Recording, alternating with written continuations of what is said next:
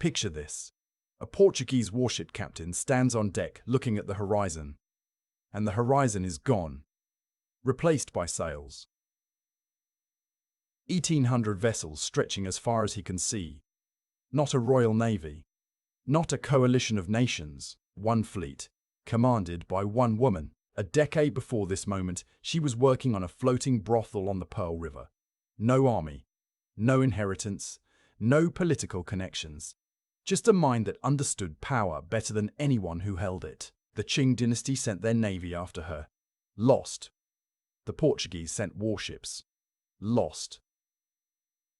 The British East India Company, the most powerful commercial military force on the planet, showed up and retreated. Every empire with a navy tried to destroy her. Every single one failed, and she didn't die in battle. She didn't get captured. She retired. At 35. Rich. On her own terms. This is Ching Shih, and she is the most powerful pirate in human history. Canton, China. Late 1700s. The Pearl River is basically a floating city. Houseboats, merchant vessels, fishing junks, and among them, flower boats. That's what they called the floating brothels. And Ching Shih was born into one. Not the background you'd write for a military conqueror. But here's what that life actually taught her. These boats weren't just places men paid for company. They were negotiation rooms. Every transaction was a power dynamic. And Ching Shih spent years studying exactly how those dynamics worked. She learned to read powerful men, merchants, naval officers, local officials. They all came through.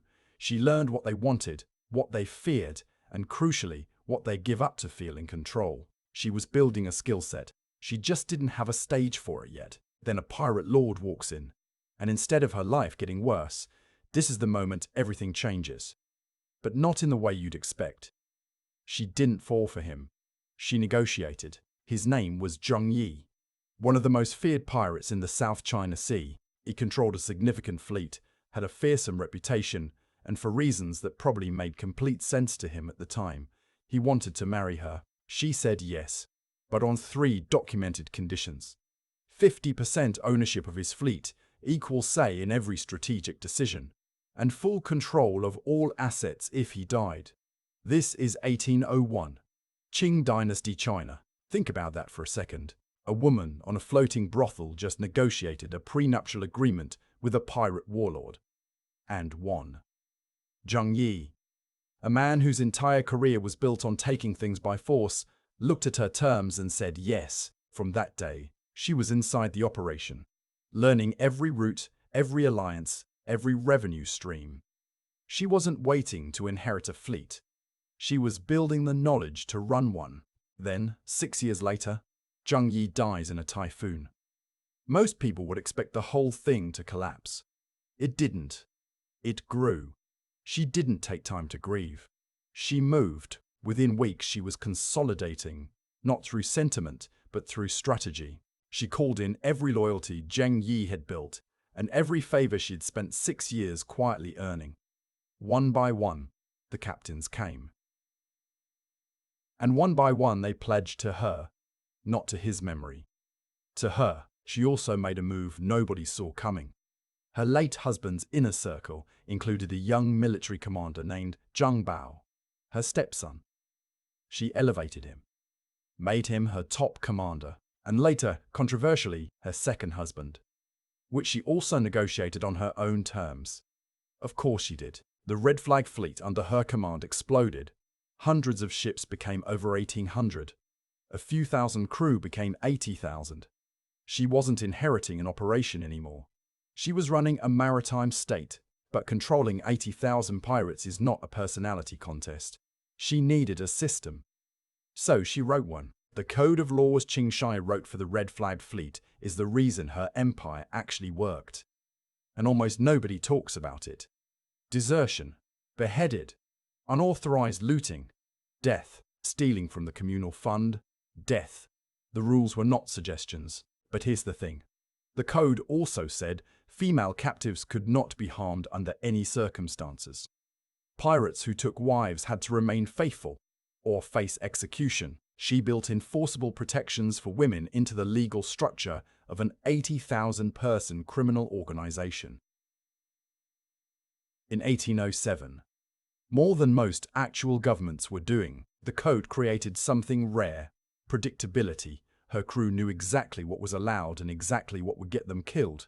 That clarity built loyalty, and loyalty built revenue. She ran protection rackets, controlled salt smuggling routes, and taxed merchant traffic. Her treasury rivaled regional Qing governors. Stop thinking pirate.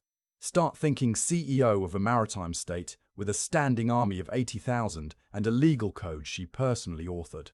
With that kind of power, the Qing dynasty couldn't look away anymore, so they did what empires do.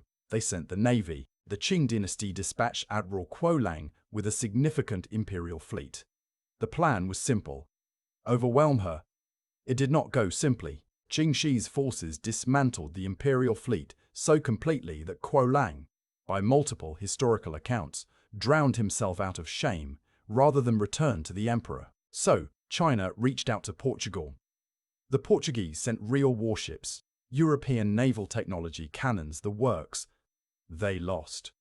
Several Portuguese vessels were captured and absorbed directly into the Red Flag Fleet. She didn't just beat them, she recycled them. Then came the British East India Company. Understand what that means. This wasn't just Britain's navy. This was the organization that had military control over massive chunks of the known world. They entered the South China Sea to deal with the Ching Shih problem. They retreated. Name one other individual in the 1800s who went to war against 3 separate imperial naval forces and won all 3. Not a nation, not a coalition. One person. The answer is nobody. After 3 empires tried and failed, China finally tried the one thing they hadn't attempted yet.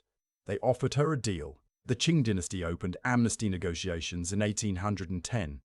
And in a move that should surprise nobody, Ching Shih controlled the terms. Her fleet keeps all plunder already taken. Her officers keep their ranks. Cheng Pao receives an official commission. She personally retains all her wealth and walks free. The Governor-General accepted virtually every condition. Read that again. The Qing dynasty, one of the largest empires in human history, sat across a negotiating table from a 35-year-old woman and accepted her terms.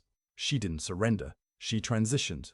On schedule, on her terms. She retired from piracy in 1810, wealthier than most of the provincial governors who had spent years trying to destroy her. But there's one final detail about how she spent the rest of her life, and it reframes the entire story. She didn't disappear. She went back to Canton, the same city where she'd grown up with nothing. And she opened a gambling house. Then a legitimate salt trading business. She lived openly. She was wealthy. She was known. She died peacefully at around 69, surrounded by family. Here's the reframe. Every empire that tried to erase Ching Shih ended up writing her into their own military records. As their greatest maritime defeat, she exists in Qing dynasty archives, Portuguese naval reports, and British East India Company documents. They couldn't mention their own history without mentioning her. She is the only pirate in recorded history, male or female, who was never captured, never defeated in a final engagement, and chose exactly when and how to stop.